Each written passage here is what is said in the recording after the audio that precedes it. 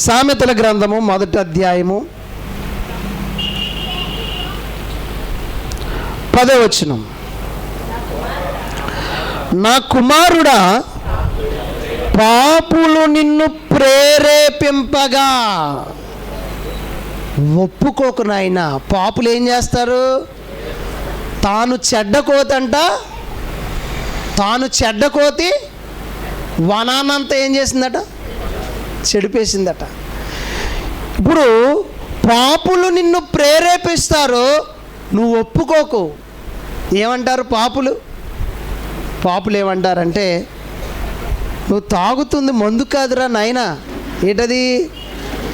Energy drink అంటారు. అనగానే మనం అనుకుంటాం, అయితే నేను మందు కాదా తాగేది, ఎనర్జీ డ్రింకా అయితే తాగుతానంటాం.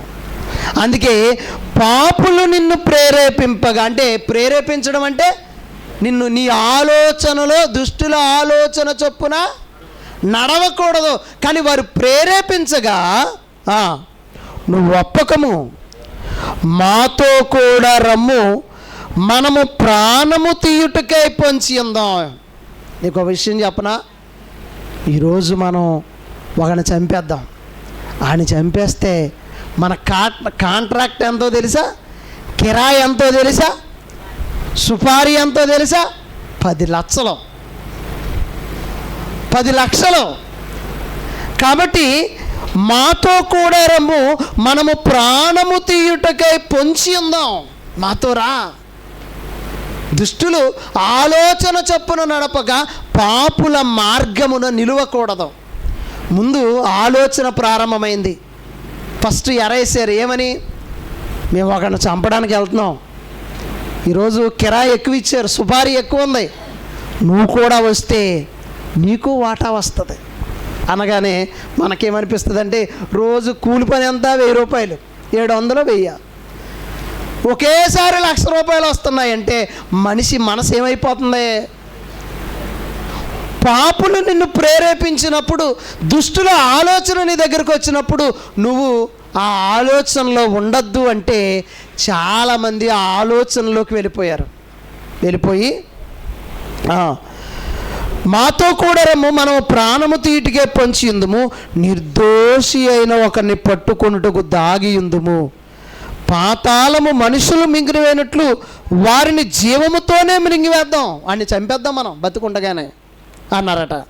అని ఏమంటున్నారంటే, సమాధిలోనికి దిగువారు మృంగపడినట్లు వారు పూర్ణ బలముతో ఉండగా మనం వారిని మృంగివేద్దుము, రమ్ము అని వారు చెప్పినప్పుడు ఒప్పకము. దుష్టుల ఆలోచన ఎలా ఉంది? దుష్టుల ఆలోచన చూడండి ఎంత క్రూరంగా ఉందో. ఒకడిని నీలాంటి వాడిని చంపడానికి రమ్మన్నాడట. నీలాంటి వాడిని చంపడానికి మనం పొంచి ఉందాం.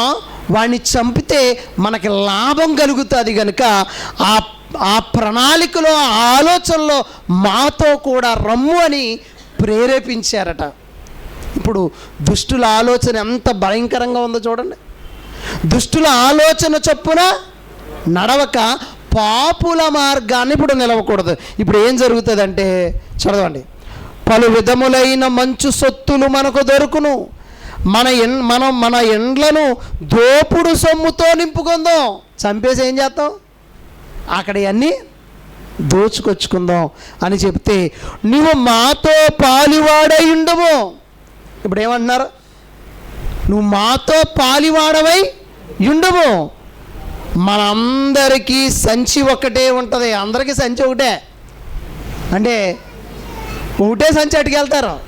నీకు దొరికింది నీకు, ఎవడ బలవంతుడు అయితే లాగేసుకుంటాడు. ఒకటే సంచి అనుకోండి, తెచ్చుకున్న తర్వాత అందరూ సమానంగా పంచుకుంటారు. మన అందరికీ సంచి ఒక్కటే ఉండురు అని వారు నీతో చెప్పుదురు. ఆఖరికి ఏం చెప్తున్నారు? నెమ్మదిగా వాడి ఆలోచన అంతా ఏం చేశాడు? నిన్న మొన్న ఒక వీడియో వచ్చింది. ఆ వీడియో సారాంశం ఏంటంటే, ఒక ఆవు పిల్ల ఆవులతో ఉండక గుర్రంతో స్నేహం చేస్తుంది. ఏం చేస్తుంది? గుర్రాలు ఎలా పరిగెడతాయి?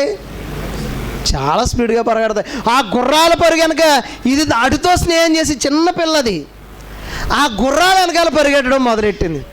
పరిగెడుతుంటే ఆ గుర్రాలు ఎలా తూగుతాయో ఇది అలవాటు చేసుకుని ఏం చేసింది అంటే వాళ్ళ అమ్మ ఆ పక్కన ఇంకొక ఆవు, 2 ఆవులు ఉన్నాయి. ఆ 2 ఆవుల మధ్య ఇటు అటు పరిగెట్టి ఒకేసారి అంత ఎత్తైన గోడ దూకేసింది. పక్కనున్న ఆవు అల్లిపోయింది. నిజమే, ఇది నిజంగా జరిగిన సిచ్యువేషన్.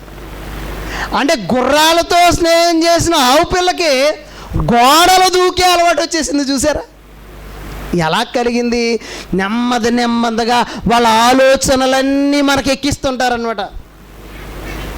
ఏం లేదు, అమ్మ నాన్నకి ఏం చెప్పక్కర్లేదు, ఈరోజు అలా సెలవు కదా, అలా సినిమా పోదాం అంటారు. ఎలా మొదలవుతుంది మహేష్? ఎలా మొదలవుతుంది?